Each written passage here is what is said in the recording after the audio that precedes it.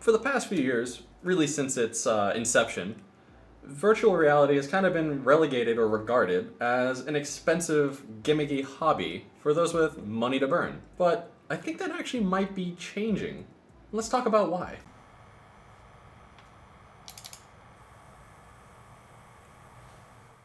Sorry, you're getting scuffed up, dude. I suck. So, speaking about VR for the masses, this right here is the Oculus Quest 2. And I'm pretty sure this is the big reason why it's getting cheaper for everyone. Because this thing, $300 new for a 64 gig. It's $400 for the 256 gig. But let's be real here. This is literally all you need for a full-featured VR experience. In the box, you get this headset. I'll talk about that in a minute. You got, a faceplate and some spacers, and you got these controllers. Full-on VR controllers. There are definitely some caveats and there's definitely some sacrifices that were made for this, as everything goes. But I really think that this is the best VR headset on the market. Don't let Gab hear you, he bought a better one. But this is the best, in my opinion, not just because I own it. And we can talk here about the specs of the headset all we want, about the display and everything like that. But the real killer features here are the fact that it's completely standalone wireless. I can buy Beat Saber on the Oculus store, download it here, and I can walk around my house and hit the walls all I want. Playing Beat Saber directly off of this, no PC required. Safety circle. Okay, you can't walk around the house all you want. There's safety mechanisms so you don't punch a hole in the wall playing Gorilla Tag. But yeah, so this is a fully wireless standalone headset. And honestly, for $300, that's not a bad deal, but I wouldn't have bought one if all I could do was play what I could buy off the Oculus store with this thing. Honestly, this is a glorified smartphone. It's like taping an S21 to your face. Samsung actually did that for a while, I think, with like Gear VR or Google Cardboard. That was a thing you could do, and it was really bad. The real killer feature is what's been coming out. Oculus has been updating the crap out of this thing, and it's been super, super appreciated. For example, let's start off as a 72 hertz display. They updated it to 90. We got an update coming out again, 120 hertz. It's kind of punched pretty high up its weight class. And the biggest killer feature to me I just got to use it this weekend, it's been just made my whole week. Completely wireless PC VR. I can run this off of my desktop through my router wirelessly. So I can play Skyrim VR. Dang it, Todd, you've done it again. And I can play that wirelessly in my living room. No wires, nothing to trip on. Fantastic. But it's cheap. Like, what I've just named off is a lot of feature for the money. Like, I don't think you understand how many features this thing can, how much this can do for only $300. So let's talk about more traditional headsets. You think about, let's say, the HTC Vive, any of them. They're all, as far as I know, they're mostly all wired now. You can buy a wireless adapter pack for your HTC Vive, and then you can play full wireless VR too for $350. So for your HTC Vive, which is like $600 something, you can pay for another Quest with an Elite strap. That's another $50. So I can buy a Quest and an Elite strap for the same price as adding wireless to my pre-existing Vive. This doesn't make any sense. This is one of the competitors here. This is the Valve Index with its honestly amazing controllers. But the controllers and the base stations, so what you need to play VR, $1,000, and you're still stuck with wires. Like, there's more, by the way. This is a breakaway. So, let's figure this out. Why are you so much cheaper? This is almost as good, honestly, as far as display goes. We got a few ideas, a few theories on why this thing is so dang, well, I can't say cheap, affordable. Why is this thing so affordable? So let's think here.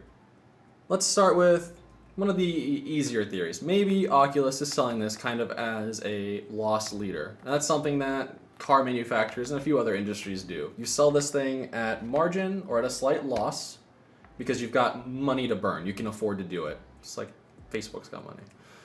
So you sell this thing at a loss to try and get your name out there, try and get brand recognition, because you sell enough of these and people are gonna just associate Quest with VR. Why? Like, People already do that. why? We already do that. I can't tell you how many times this weekend I have called this thing an Oculus. How many times looking up the Vive I called it an Oculus. I call everything a Rift. So I don't know. Honestly, I don't feel like they need to get their name out there. They are the name in this. Maybe they're trying to kind of do the old console tactic, leading back into losing money when they sell a unit. Because Oculus does have their own store. You've got the Oculus store for desktop VR, what you use with the Rift, or what you can do when you do PC Link. Or you've got the new Oculus Quest store, which has separate games that are only playable on this thing.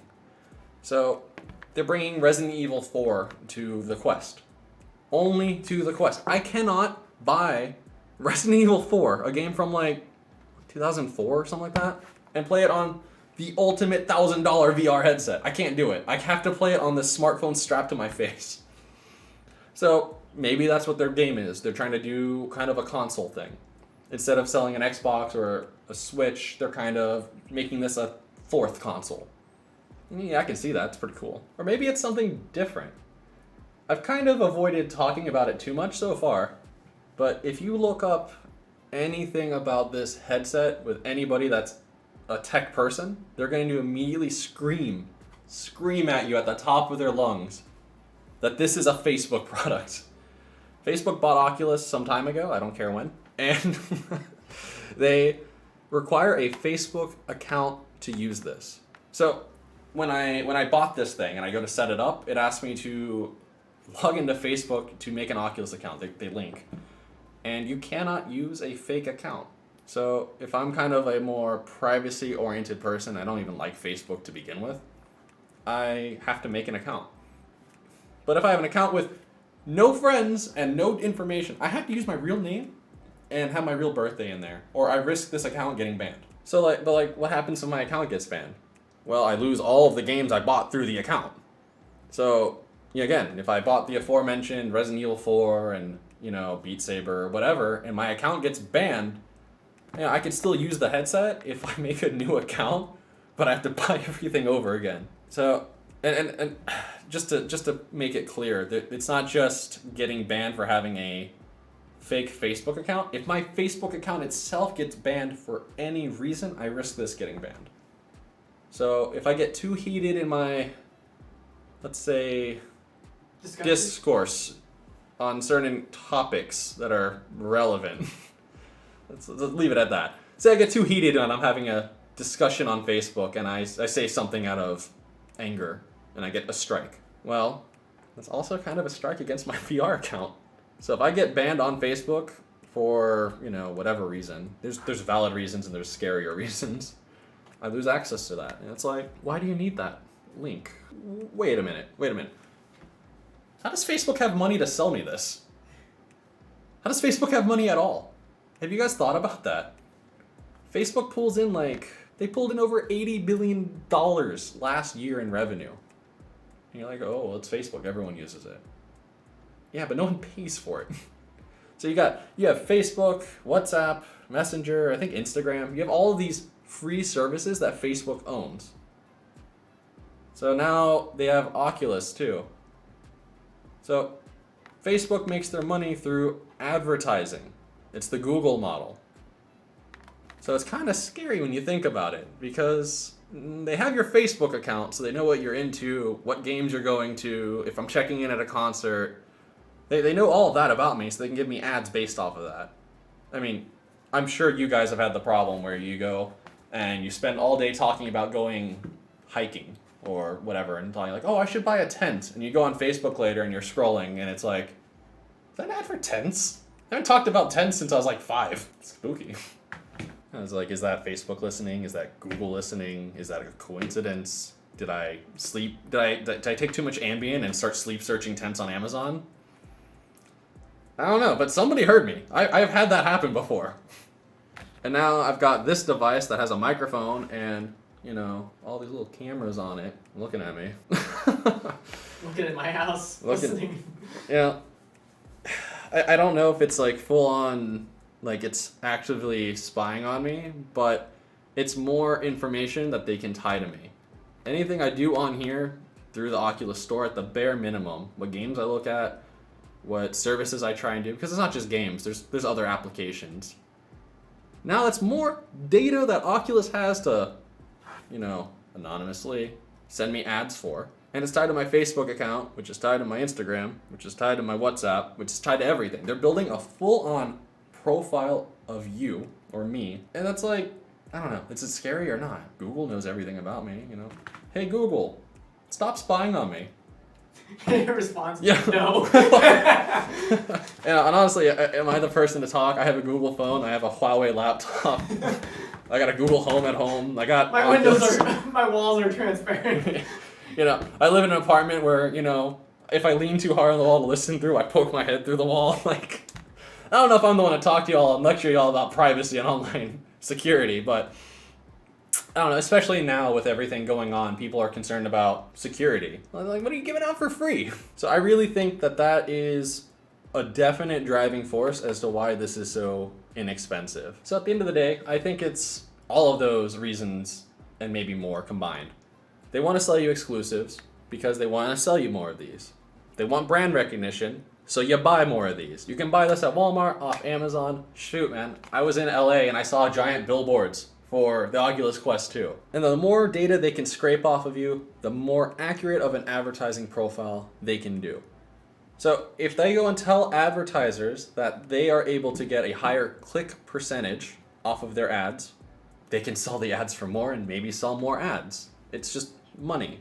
Serving me an ad about, little, what are they called? Those little electric cars for kids? Yeah. Power Wheels. Worthless ad for me. But you send me an ad about... I want one of those. Yeah, Gab, you can fit in one. But you send me an ad for something tech related, like, a new headset or a new phone or something, I might click on that ad or I might think about buying that. Again, that's the name of the game. It's just advertising. That's what Google does. That's what these guys do. That's what everyone does. So that's why it's so cheap. That's a giant driving force. That's not to say I don't love this thing. Dude, I've been playing the crap out of this thing. It's been a blast. The question though is that trade-off worth it for you? And honestly, if you're that concerned about your online privacy, you probably already started sprinting as far away from Walmart when you saw this on the shelf. Honestly, if you're that worried about your privacy, I don't even know how you function in today's world. You're not watching my YouTube videos. Why aren't you watching my videos? I try. You're not using Facebook, you're not using Google, you're not using Spotify. You're the guy using DuckDuckGo and Manjaro Linux. Like, shit, that's me. So yeah, let us know in the comments or on our Discord if you think this thing's spying on you. Hello. And if it's, a problem for you or not. And then like the video and get subscribed for more VR content and just more of our regular content. We'll see you all next time.